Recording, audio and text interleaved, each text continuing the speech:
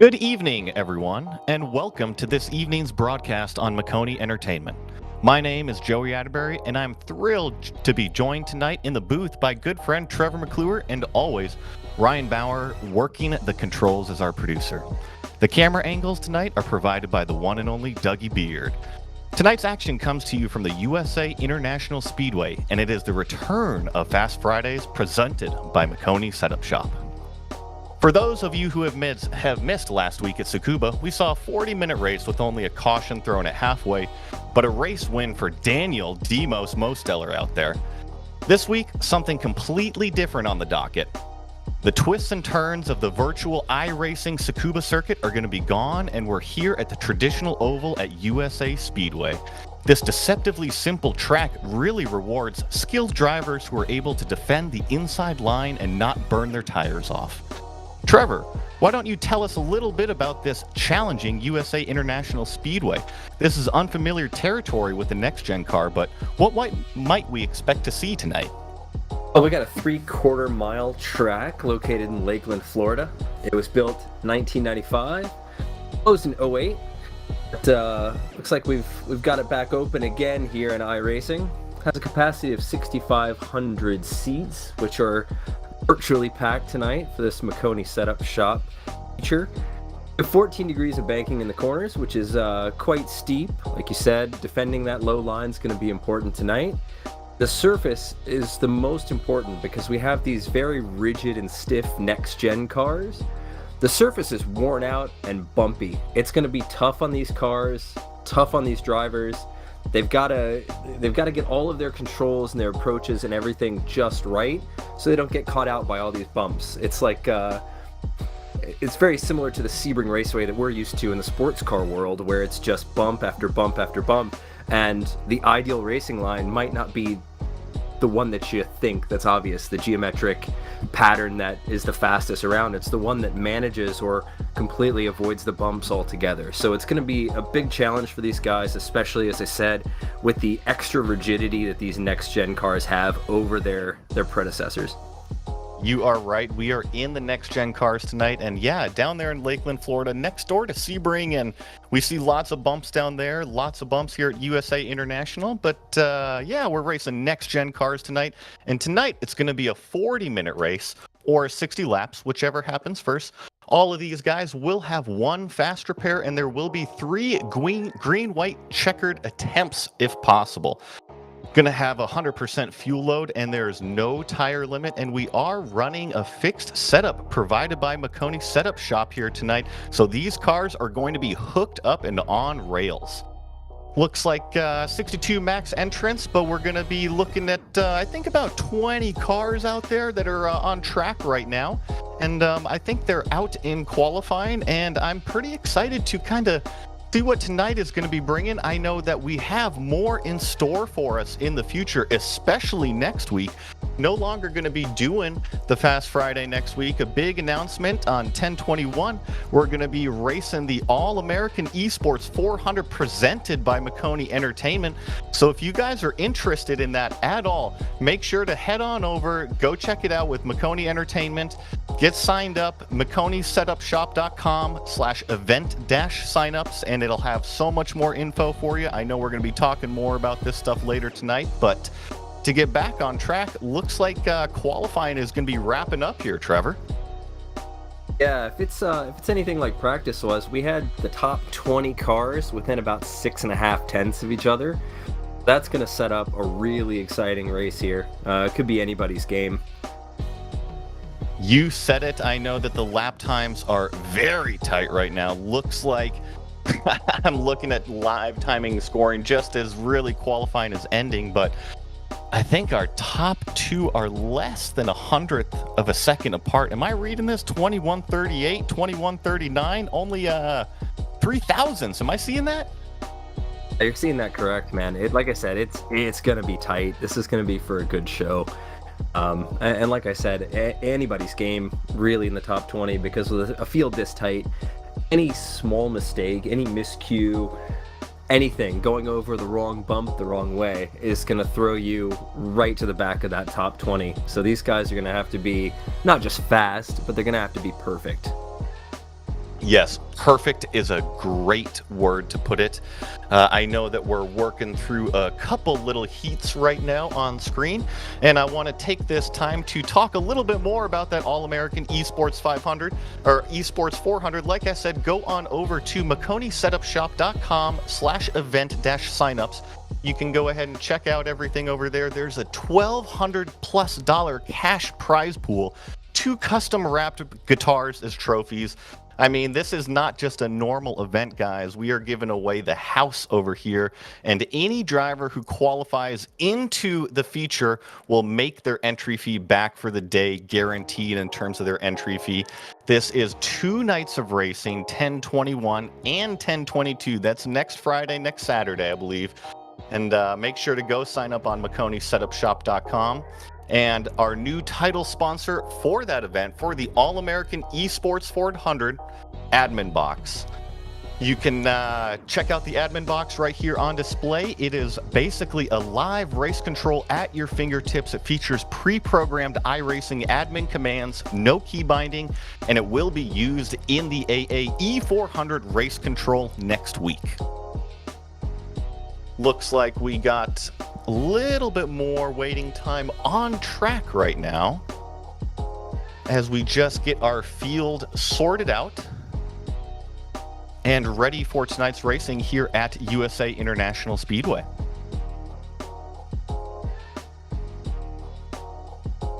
Now, Trevor, I know that these listeners are not too familiar with your background, but I wanted to brag a little bit because it's not every day that here in sim racing we get really influential people from real world racing. And I want to say, how many times have you won the Daytona 24 between strategy, spotting, Sebring 12, Watkins Glen 6, Petite Le Mans?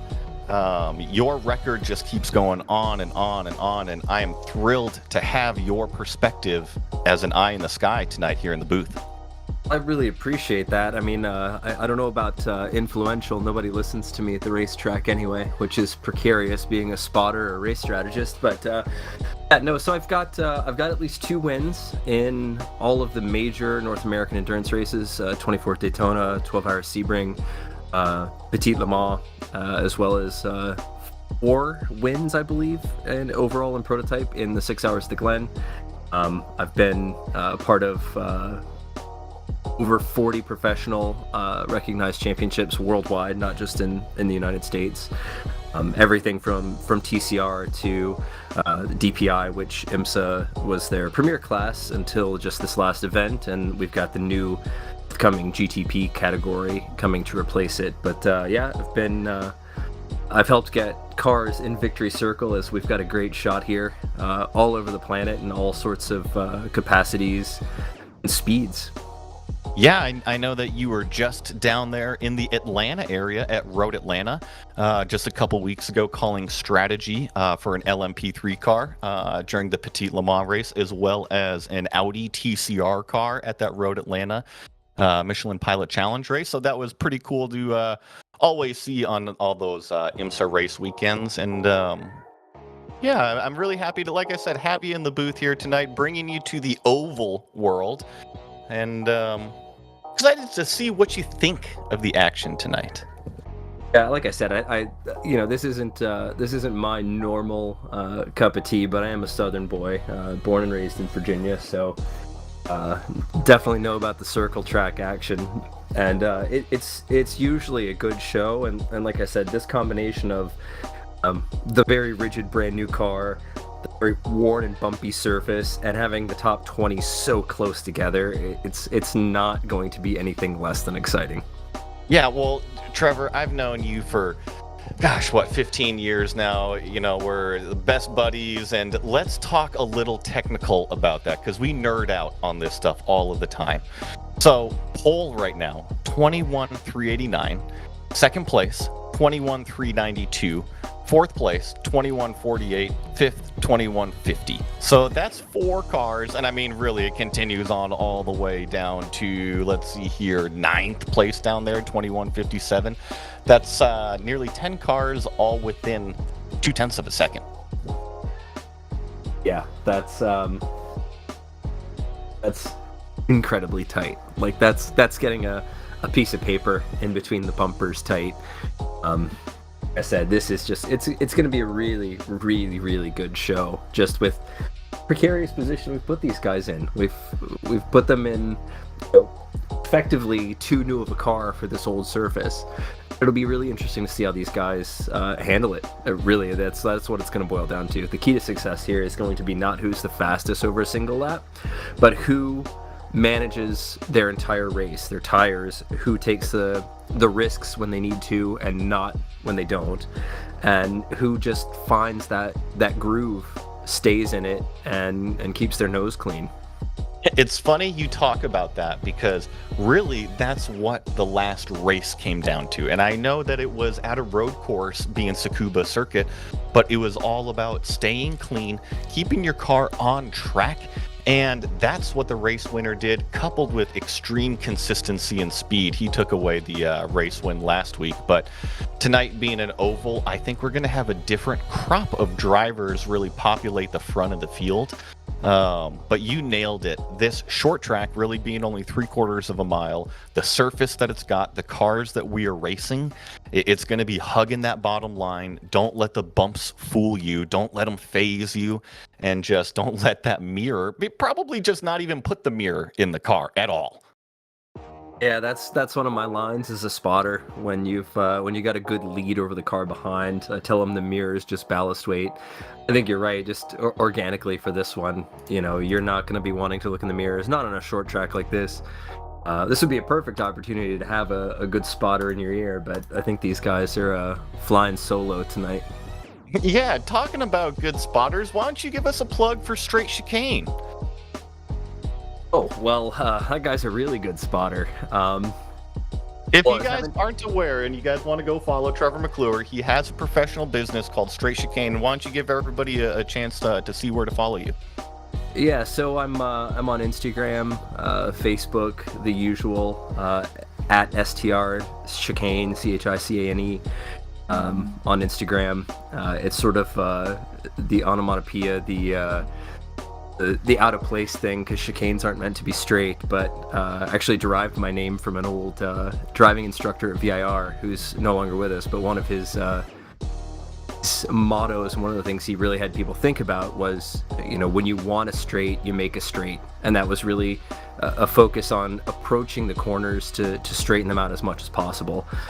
So that's where the name comes from. And as Joey said, I've been doing IMSA Pirelli World Challenge, 24-hour series, TCR things all over the world as well. So yeah, I'm here, there, and everywhere. I've got some good adventures, and I try to keep it somewhat lighthearted and funny, and try to be informative and informational occasionally as well. Yeah, like I said, if you guys are looking for a fun character to follow in the real racing world that tells you how it is, not sugar-coated, go follow Trevor McClure, Straight Chicane, on all the social media channels, and he is a riot. And like I said, a very influential person currently in the world of racing. It looks like we finally do have cars gridding up on track. I want to give this last shout out to Maconi Competizione, the newest company from Maconi Setup Shop, specializing in the organization, promotion, and execution of these broadcasts. I'm happy to be part of it here along with Ryan Bauer, and bringing you tonight's entertainment. As we look at tonight's grid, it looks like first up we got Adam Ricci, followed by Brandon Paunetto, TJ Elaine in third place, Brack Manuel in fourth, Bradley Stefan in fifth, and then we got David Collier Jr. there in sixth place. Following in seventh, Justin Collison, Ryan Beal eighth, Min Hong in ninth, and Julian Ricci rounding out the top 10. Looks like we got Eric Heater in 11th. Jeffrey Maconi, we'll see if he's going to be taking the green flag there in 12th. And then looks like we got Joey Masowitz, followed by Scott Kane, Ethan Vietvu, Eric LeBombard, Brendan Medina, Bradley Williams, and I think that's all that took time. I know there's several more entrants down here, but looks like that's everybody who took a time there in qualifying, as Looks like pace car lights are out right now as we're about to get going green here at USA International Speedway for Fast Friday here at Maconi Setup Shop, Maconi Competizione. Looks like the 22 here of Adam Ricci with the 5 of Brandon Paunetto there on the outside. The pace car lights are off. At least that I can see. Maybe one more lap here around USA International Speedway. Looks like we're going to get one more. Loving the flames out of there. Pure hell out of the 22. Looks like he's saying something, making a statement out there on the racetrack. I don't know if I'd want to mess with that car. I think he's just advertising what he's going to give these boys tonight. Well, looking at these onboard shots of Brandon Paunetto, he had a great battle with our fearless leader, Jeffrey Maconi, at Tsukuba Circuit last week. Excited to see what the action this number 5 car can bring us. It looks like the lights are out now. Round in turn 3 here at USA Speedway. Get these next-gen cars. Green flag underway. As it looks like we got Barney waiting to throw this green flag. And we are racing here at Fast Fridays. Looks like the 22 is going to hold that bottom line, but the 5 is going to hold it strong around the outside, as really we're seeing 2x2 racing throughout the entire field right now, Trevor. Yeah, there was some really good jumps and good stuff going on from row 4 back to about row 8. There wasn't really super tight to the field there on the start back there, but it really made some good action through 1 and 2. A couple of 3 wides going through turn 3 and 4. Another 3 wide here going through turn 2. Looking like that's for about 7th place. We're starting to get single file up front. We got a couple of guys struggling to hang on there. Yeah, busy in the back. The 33 gets down on the apron, really loose coming out of 4 there, but able to save it. Looks like the 5 has slid out of 2nd place back to 3rd, relegating that 2nd place there to, looks like the number 1 on the screen, but number 6 on timing and scoring. And then the 24 slips up wide. Just what we talked about earlier, Trevor. Looks like the 89 might take a peek down the inside, but it's all about trying to stay painted on that yellow line as we see the 24 skip up again. Yeah, and Brock is really struggling there through turn 1 and 2. He can't get a thing turned in. It's washing up on him. It's real tight, and he's just having to go high, and I don't think there's much grip up high. You see all these guys are really hugging that apron line, but as you said earlier, the cars that are tagging that apron with 14 degrees of banking, it's going to do nothing but upset the car. They've really got to watch that. You're right, as the 24 is kind of in damage conservation mode. He's trying to find a way down to the bottom. Looks like we're still set up front here with we got a crash. A crash there on the front straight. Looks like sure who that was. Oh, looks like the 4 cars around Minhang, and we do have a yellow flag on the racetrack. That car needs a whole new rear clip on it. We'll get a shot at what happened here exactly in just a minute as Barney is waving that yellow flag, getting everybody slowed down. Trevor, why don't you guide us through here? Well, from what I caught there, it looked like he just got loose. Yep, the car tried to snap on him. He corrected. Looks like he corrected a little too much, and it shot him right into the wall. And it was just an innocent bystander there with a couple of guys helping him out there on the straight. But really violent snap, and I think that we touched on earlier as a function of these cars being extra rigid and getting a hold of that wrong bump. There's only one outcome for that. You're right, as we rode along the 88 there of Eric Lombard, just had nowhere to go as he came out onto the front straightaway. Trevor, I love the technical talk, and you are spot on. We see these next-gen cars super stiff, not only with the chassis, but the wheel and tire package, the suspension package. Everything about these cars is far more stiff than it was before, and it's reflecting in how they drive right now. And we saw that 24 car just overshoot it a couple times and go straight up out of the groove, and that's a sign of a very stiff car. Just if you push it a little bit too far, off it goes. That's it. Yeah, it just that 24 car was not wanting to turn for the life of him. Really unfortunate, but that's it's usually a function of just trying to enter a corner entirely too fast and having too much stiffness in the front, and it's just not a good combination, and it just doesn't want to go where you want it to, and you find yourself in the wall, especially on these small, tight circle tracks. Now, looks like we've got a good... I want to take a brief minute here. Looks like we got Ian Fisher in the 81, usually up in the commentary booth with us, making sure that he's doing donuts out there tonight with the virtual race win. Shout out to Ian Fisher in the 81. The other one I want to bring in right now, he's kind of been sitting in the back for these race start. Jeff, why don't you go ahead and say hi? Hello. I am a bad admin and accidentally disqualified myself from the race. So now I'm up here in the booth. But yeah, I was... Hey, you know what? You're not a bad admin, Jeff. We're thrilled to have you here in the booth. And I know you wanted to be out there on the racetrack tonight, but sometimes a bird's eye view is a fantastic point of view to watch these races from. Absolutely, and I can tell you, as someone who practiced beforehand, getting ready for the event and everything, it is a lot of fun. This setup is, and this track car combination is very difficult, but it's rewarding when you figure it out and you hit it right. This track is old, it's bumpy, these cars have the very stiff suspension, so just, you have to be careful, you have to be smart, and you have to really be on top of it. We saw Ian Fisher is out there now. He's usually up here in the booth, so I guess he and I just sort of swapped tonight, and he's out there and I'm up here, and actually Joey Masevich is doing what I usually do, which is wrecking, so go figure. Well, Jeff, I'm happy to have you up here. So it's going to be a party between me, T-Bones, you, and Ryan. It's always a good time here at these Maconi Entertainment races, and looks like these cars are right now on the back straight, going to be going back green here on this restart. The 22 still leads the field, but right now we got the number 6 TJ Alan has swapped places with Brandon Paunetto, who's going to be starting third.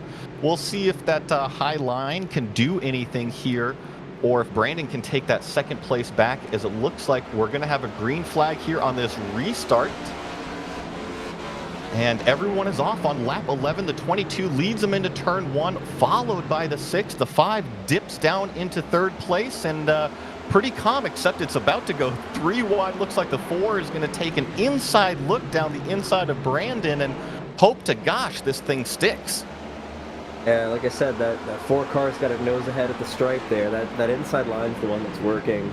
These guys that are up high, they got to find a way to get back low again, or they're just going to start sinking.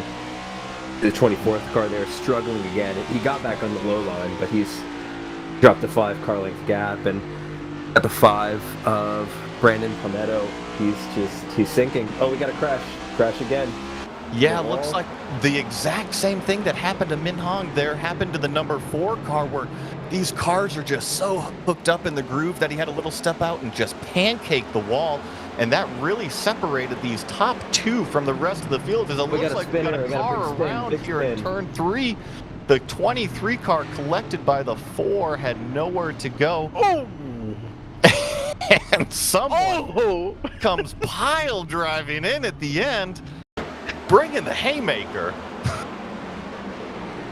The people's elbow gets him, Jacob Seamster. It's hard to see in these cars. You sit very low in the seat, and there's a wreck in front of you. You have no idea where it is, and then you hit the brakes, and the brakes really don't do anything in these cars. That's probably what caused the wreck in the first place with the 89, was he got on the brakes but just couldn't get it checked up in time because the brakes don't really work. Yeah, it looks like the 89 had a good run. You know, they were just battling side by side. He thought he had a little bit more room maybe down at the bottom, and just got into that back corner of the 23 and up. Really all 3 of them, 4 of them went behind him, unfortunately. But you know, that's the 3rd time that we've seen cars have to stick it around that apron, around that yellow line, or they just skate straight up the racetrack. It shows you how much grip is down there and how important it really is to stay down there, or you might end up in the wall. That's it. I think that's what's catching a lot of these guys out, and this caution and that wreck was really a blessing in disguise for Brandon Paunetto. He was sinking like a rock. He was down in 9th place, I believe. He ended up behind Min Hong, who, of course, was reason for the first caution, you know, on position. So He got himself back into to 6th place, but this is, a front row starter that's really struggling to keep position. I think we really have to talk about the 33 car. He's a bit of the dark horse here. Eric Heater is heating up. He's got the fastest lap of the race, and he's currently sitting P5. So he's clearly got a good car underneath of him, and he's been quietly clawing himself towards the front. So I'm going to keep my eyes on that 33, because I think he's going places. Great call, Trevor, and I think it might be some additional F1 wind tunnel time. Looks like we got maybe an Alpha Tauri livery on a good old-fashioned American NASCAR over here. And you're right, that 33 has made his way up through the field, which is not easy to do. We've seen multiple cars on the wall. We've seen lots of cars just get shuffled out of the line. But it's important not to overdrive that entry. As soon as you overdrive that entry, like Jeff was saying, you use those brakes too much and they don't stop. Well, guess what? You're going to get up out of the racing groove. You're going to cost yourself lap time. And probably that guy behind you is going to take that shot of putting the nose down the inside and just kind of shove you up into that line no matter what. That's right. And Eric's sitting P5. That means he's going to have the inside line on the start too. So suspect he's going to find himself in at least 4th place come the exit of turn 2 when we go back to green here. Definitely, and I believe here, I think Barney is getting warmed up on that flag stand. It looks like we got lights out on the pace car, so we will be going green next time by.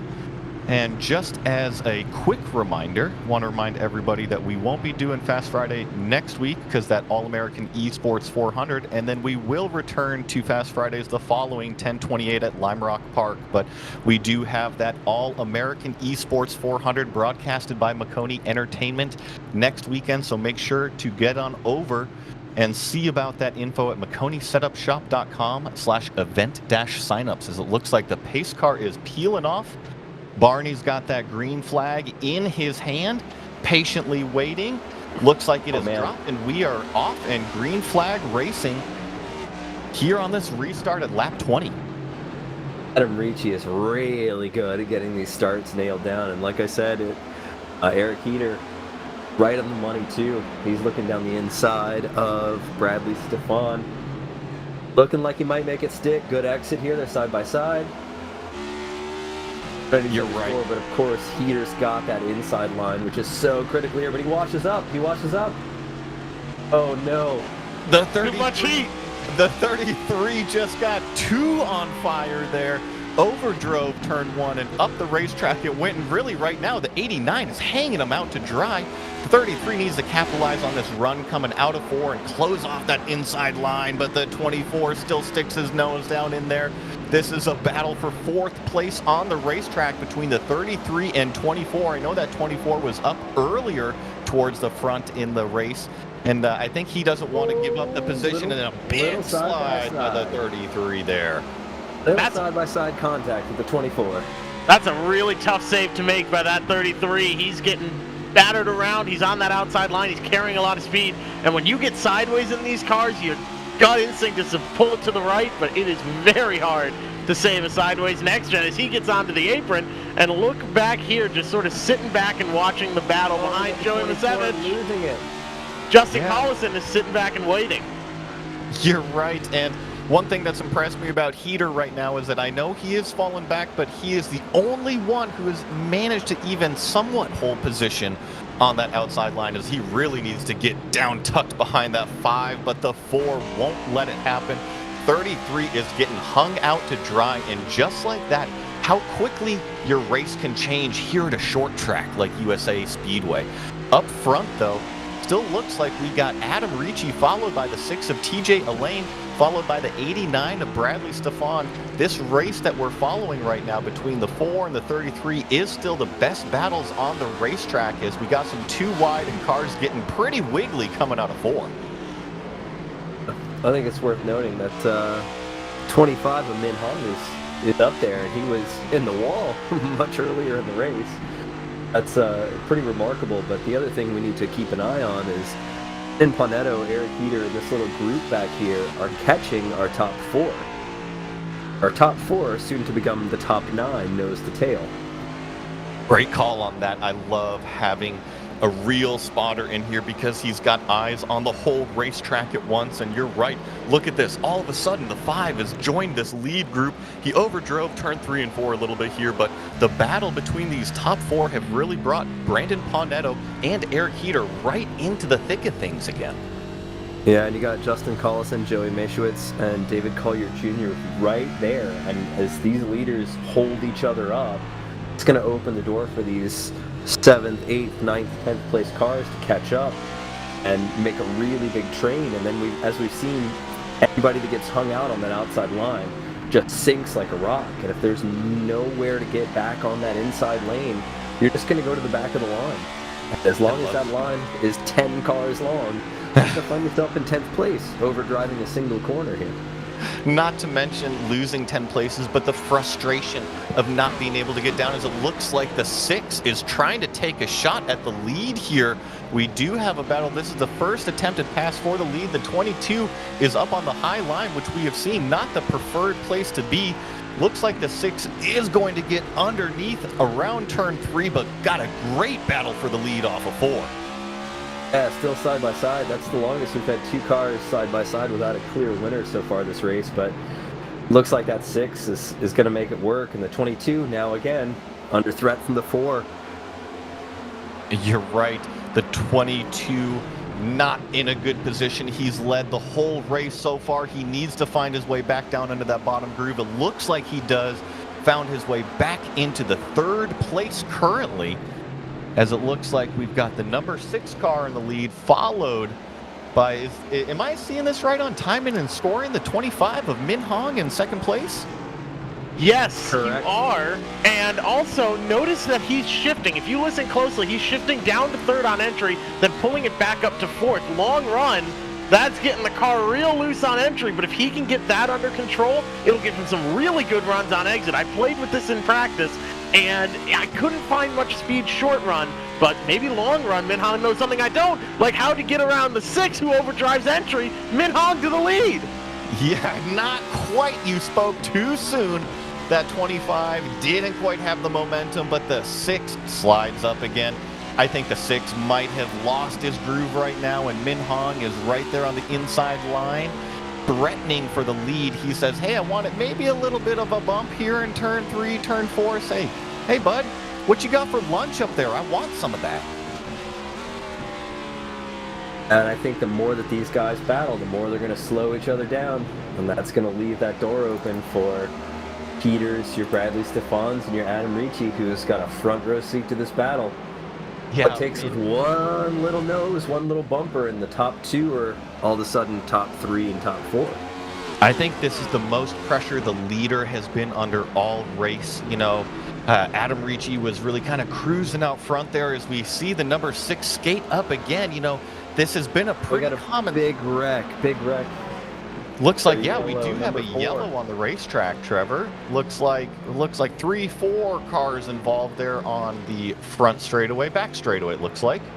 Yeah, that was the number 4 losing it there coming out at 2, and just had a couple of guys kicking with him, just like the previous 2 incidents.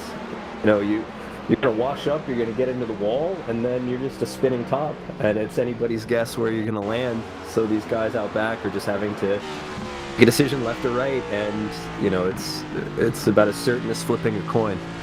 Yeah, we ride along the 64 here. We see the wreck happen in front of us. That 24, the 4 just gets loose, and Masowich has nowhere to go there as he just piles right into the wreck. And one thing that we touched on earlier in the race is that all of these cars do have a fast repair, but looks like we have the entire field coming down pit road for some yellow flag stops. It's important to hit your marks. If you overdrive your marks, it's easy to lose positions. As I'm getting some words, looks like we got 2 cars staying out on the racetrack right now, Trevor.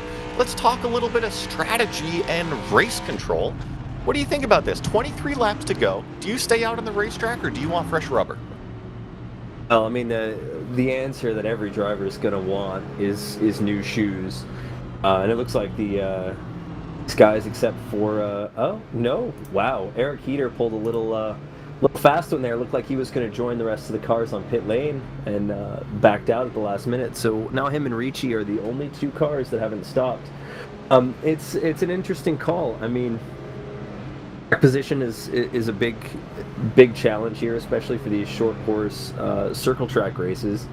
But at the same time, we've seen a bunch of these guys losing a lot of grip on brakes, a lot of grip on entry, not being able to hold that very crucial inside line.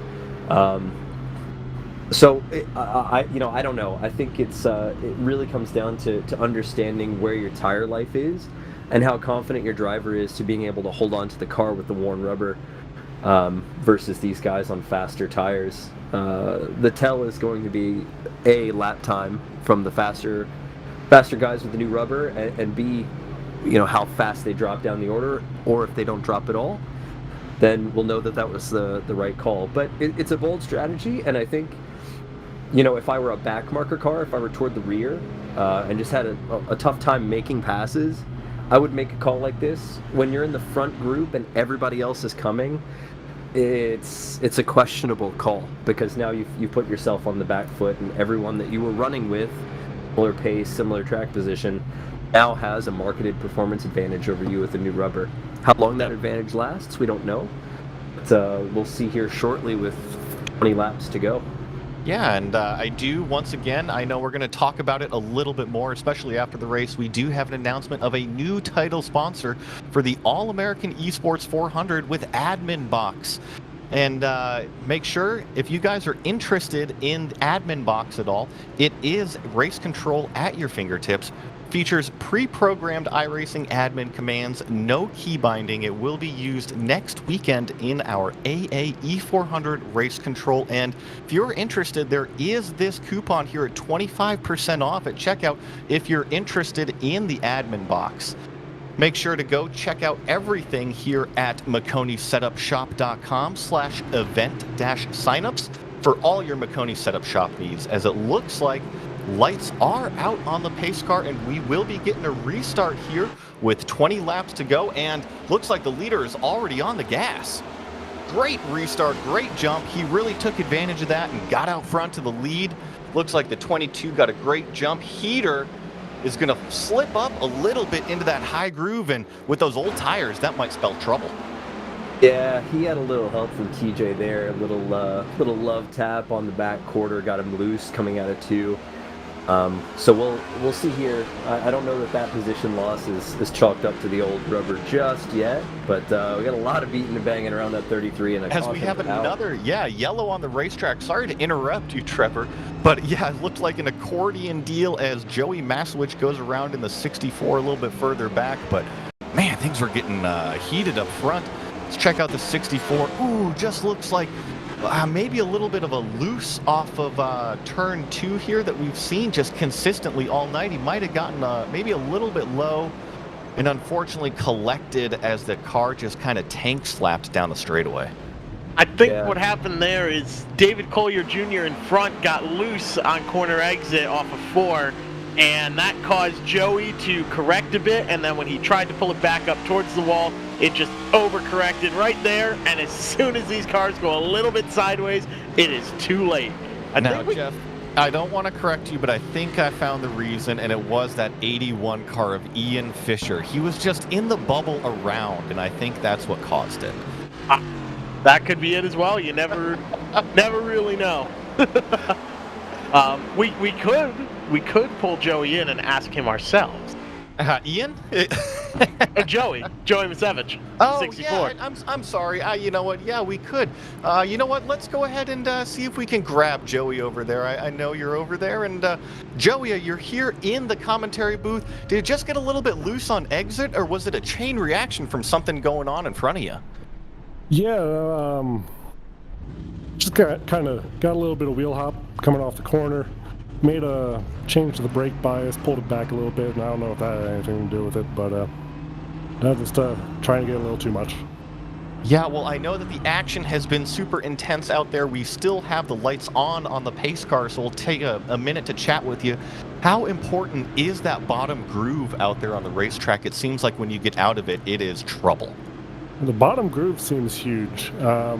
There's a lot that you can do if you can rotate the car correctly.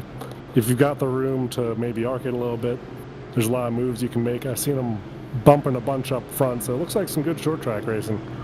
Definitely. It's just a matter of circumstances at this point.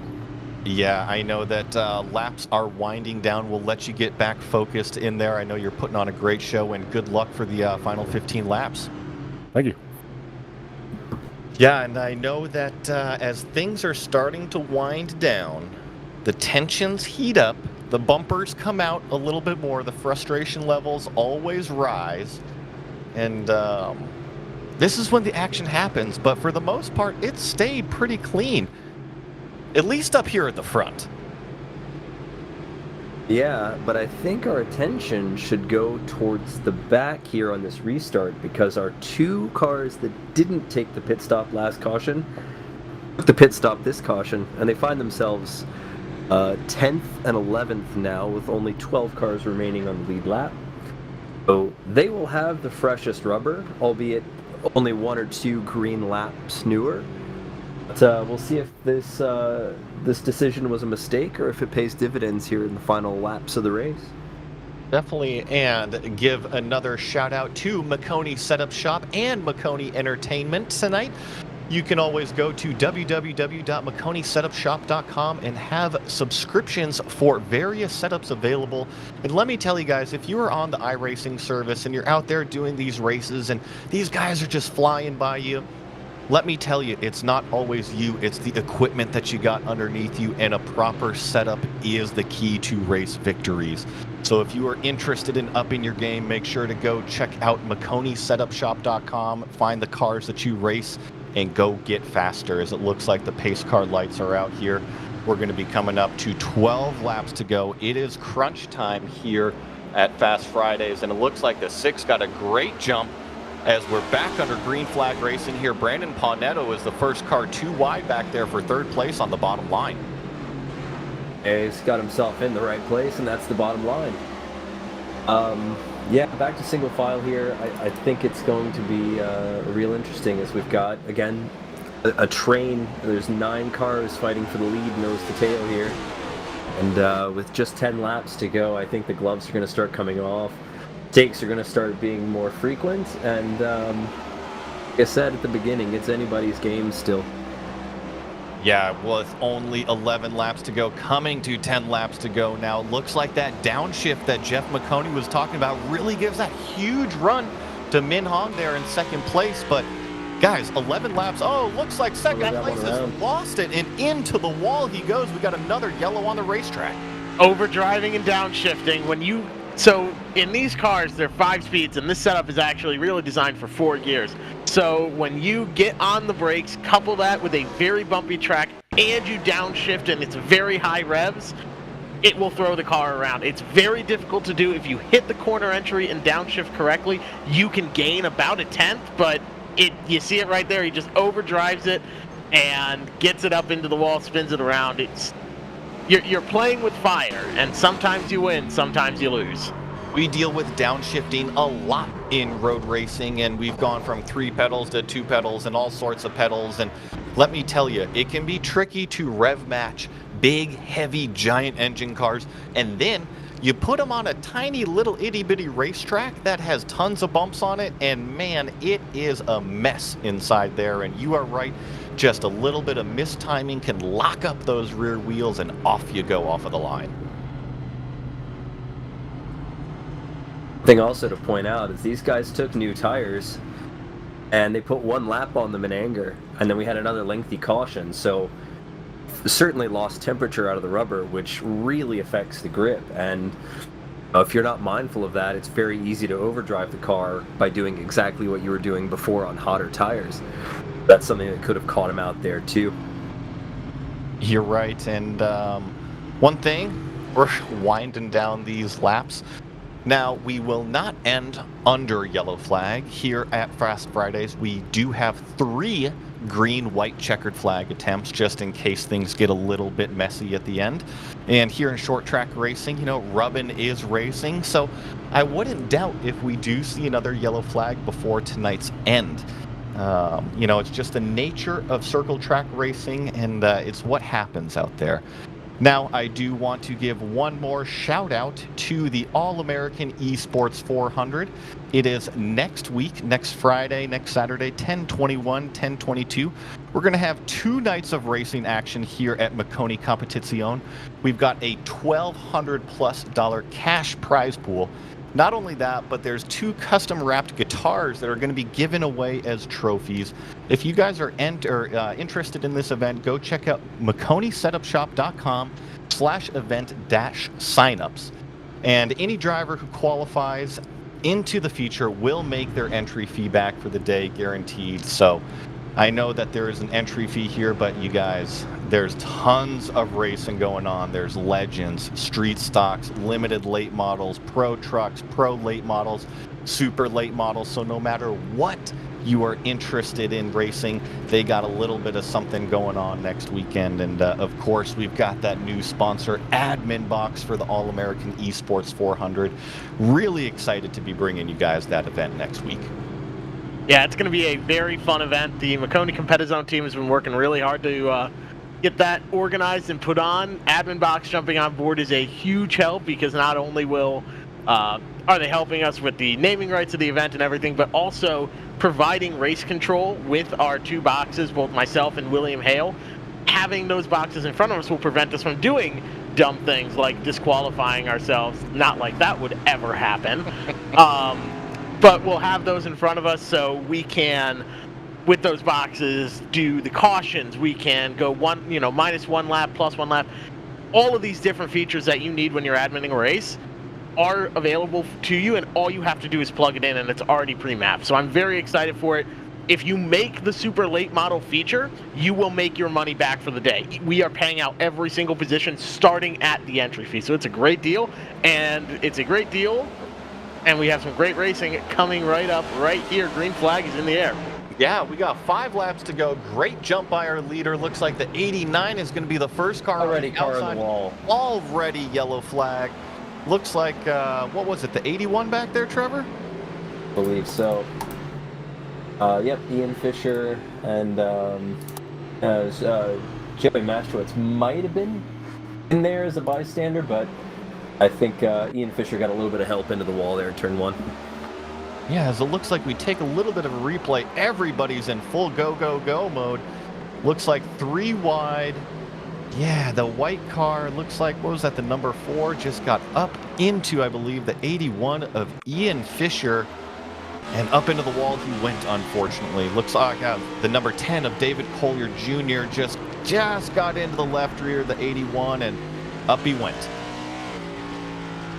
Yeah, and speaking of up he went, Eric Heater went from being basically the last car in the lead lap to currently sitting 8th.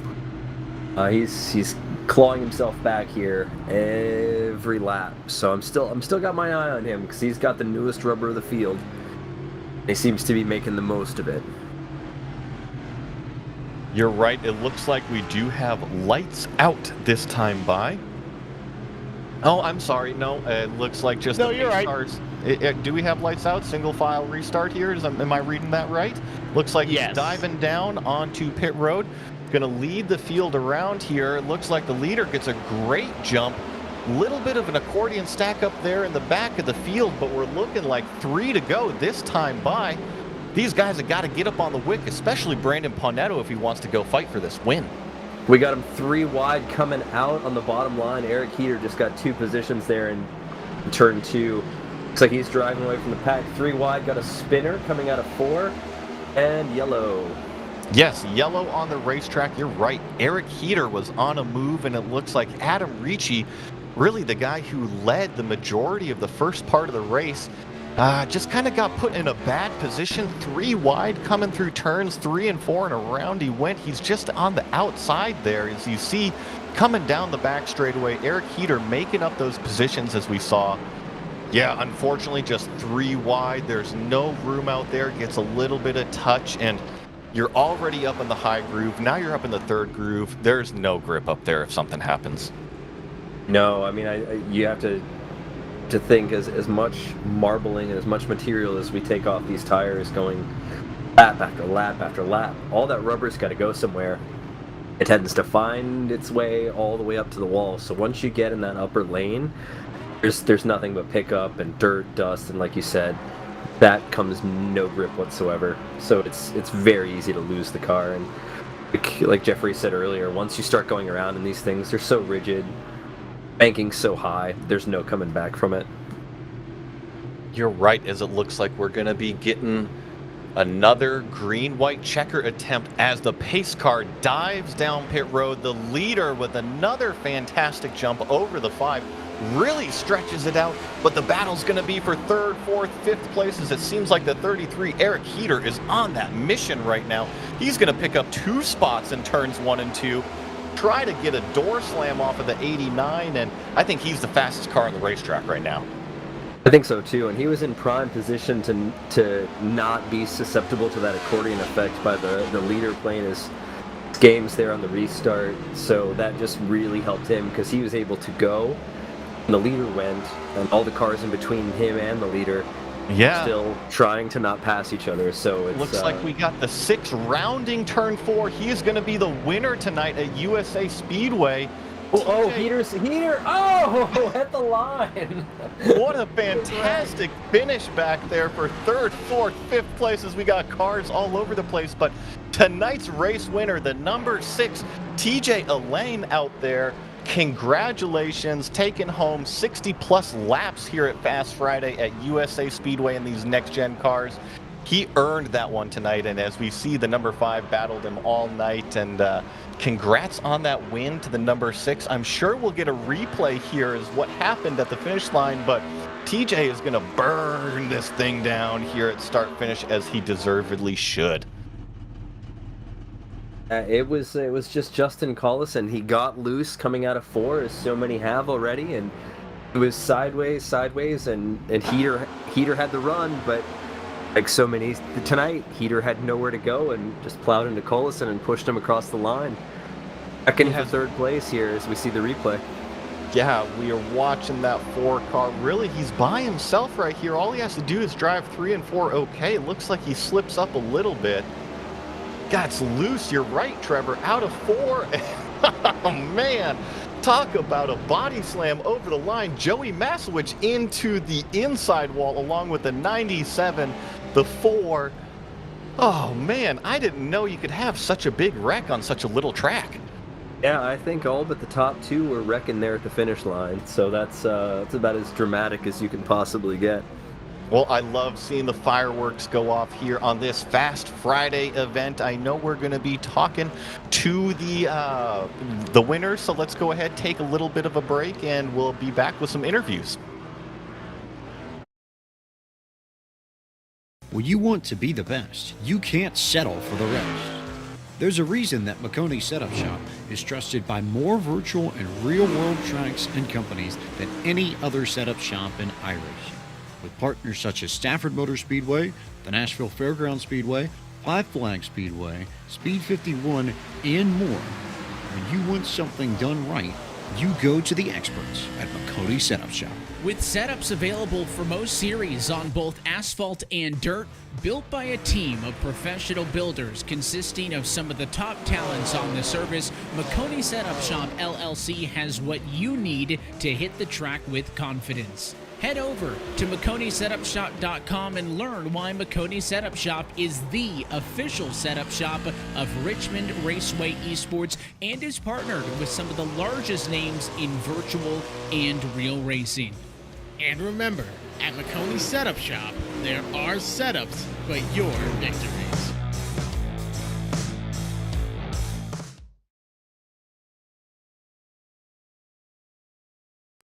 We had one heck of a race here tonight at USA Speedway with the Fast Fridays here with Maconi Setup Shop, Maconi Entertainment. We've got our race winner, TJ Elaine, in the number 6, followed by Brandon Paunetto in that 5, rounding out 2nd place there. 3rd place, Justin Collison, followed by Eric Heater, Bradley Stefan, Julian Ricci, Joey Masowich, Min Hong in 8th, Eric LaBombard there in 9th, and Adam Ricci rounding out your top 10. I know they're in, looks like 11th place. We have the number 10 car of David Collier Jr., followed by Ian Fisher, the first car a lap down, followed by the 55, Scott Kane, Brock Manuel, Ryan Beal, Jacob Seamster, Ethan Vietvu, and a handful of others here that didn't quite make it the whole race. But I know that after every race, we are always so excited to talk to really our top three finishers. And right now, it looks like we've got the number 6 car, our race winner, TJ Elaine, in the booth. Congratulations on the race win, TJ. How was the racing out there for you tonight? Oh man, it was a lot of fun. I wasn't expecting to come in here and win this race, and man, I had so much fun. Yeah, well, you really had a great race out there all night. I know you kind of followed the number 22 a little bit earlier on. How important was that bottom groove? I noticed that you were able to fight him for a few laps, but really, once you took over the top spot, you committed yourself to the bottom and hung on the whole time. Yeah, so I was trying to ride behind that 22 as long as I could to save my tires because these guys had some speed on me. So I was trying to conserve my stuff and follow them around. And once I figured out exactly what they were doing, I tried to give it my shot. I saw Ming coming in my rearview mirror, and he won our race on Sunday this past week. So I knew he was fast, and he passed the guy behind me on the outside. So I was at that point in time, I'm like, listen, it's time for me to go. I got to go now. Well, we definitely saw that aggression out there on the racetrack, not just from you, but from everybody out there tonight. I wanted to say thank you very much for showing up and racing with us here on Fast Fridays. We hope to see you in the future. And is there anybody that you wanted to give a shout out to, say thank you to here tonight? Yeah, first I want to thank Maconi and you guys for putting this race on. I want to thank my buddy Pete Polini. We have a big Pete Polini Invitational that's tomorrow night that we're raising a bunch of money for him so he can get back and forth for cancer treatments and stuff like that from Marquette all the way down to Detroit, and that's tomorrow night. So this is big momentum for us, and I want to thank all my man, I don't even know what to say. I want to thank all of my supporters. Brad Stefane, he was in here running. William George, Robert Hattenback. I know there's a couple other, but man, I'm just so excited. Yeah, we'll leave you in here for another minute. I want to ask you a little bit more about the racing tonight. I know that you said that these other cars had pace on you. What do you think was it? I noticed that you just committed yourself to the bottom and you didn't overdrive the car at all. And I think that's really what made you win this race. Was it something else that you thought? Well, I was trying to time the restart so that I could get away from Ming. I knew that Ming was going to give me trouble, and then the second to last caution, I look in my review and he was gone. But I think committing to that bottom, I mean, those cars aren't built for this track, so they're very tough to drive around there. But if I found that if you just slow them down and let them roll through the corner and then give it the gas coming out after you've straightened it up a little bit, you can really do some damage. But in qualifying, man, those guys had me by like 2 or 3 tenths in practice speeds, and I didn't know what they were doing. But sometimes I practice way slower than I race. Once I get behind somebody and I can kind of see what they're doing, I usually can get some good momentum and get a solid finish out of it. This is I haven't won on a broadcast race in a long time, so this is great. Well, TJ, like I said, very happy to have you here, and congratulations on your race win tonight. And hopefully we'll see you in the future events here. And I know that it looks like we got our second place finisher, I think, waiting here in the interview booth as well. Looks like we got Brandon Paunetto joining us, the number 5. Had a ton of screen time last week at Tsukuba Circuit.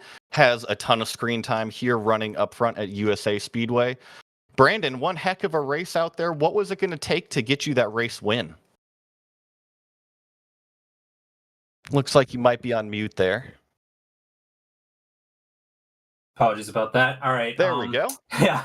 I'm sorry. Yeah. Apologies about that.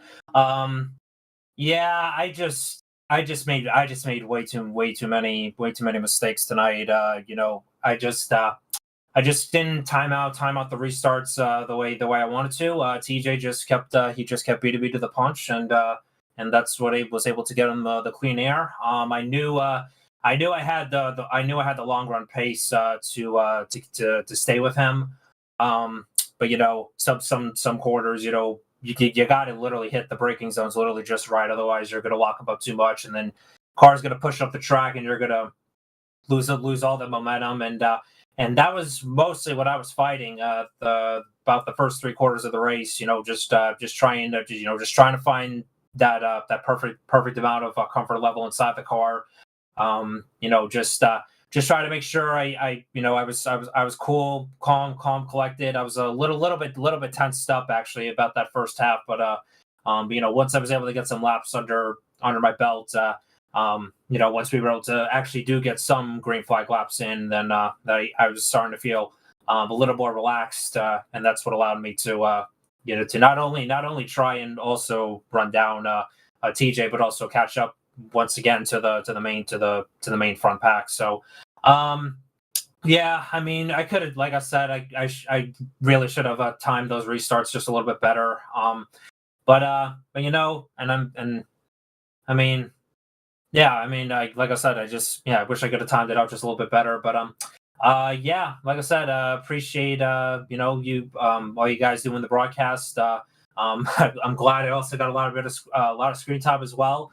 But I actually didn't get to really thank anybody last week, so I might as well go ahead and do it now. But yeah, I want to thank my good partners over at Angry Birds, Rovio Gaming, Tiffany Fisher, artist for the OCs that she makes for not just for my YouTube channel, but also for my race car. Angry Birds Facts, Angry Birds Network, the network creators, Maconi Setup Shop, obviously, for putting on these events and for providing some of the best setups out there on iRacing. But yeah. Overall, I mean, I wish, like I said, I could have just minimized a little bit of driver error that first half, and while I accidentally bumped into somebody that actually accidentally caused a caution, but he was a good sport about it. I apologize. So yeah, we're cool with one another. So, but yeah, overall had a lot of fun, and yeah, looking forward to the next one, wherever that may be. Awesome, Brandon. Well, thank you very much for coming out and participating with us. You're always a riot out there on the racetrack. Keep up the good racing, and congratulations on the second place finish tonight. It looks like we do have our final podium finisher, Justin Collison, joining us in the booth tonight.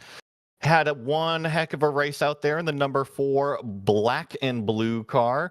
Justin, what did you think of tonight's racing? Honestly, tonight was really fun. I've never actually much seat time in these cars, especially at a track this small. So this was a learning curve, and it was a good time. Awesome. Well, have you participated in many of the Maconi events here in the past? I hope that we get to see you here in the future. You were so fast out there tonight. I know that you kind of made your way up to the front a few times, putting on some great racing. And I would love to see this number 4 car out here some more. Yeah, I'm definitely, we signed up for the All-American. We'll definitely be at that one. And you guys, more race you guys put on, I'll definitely be part of it. Thanks you guys for putting this on. This has been a blast.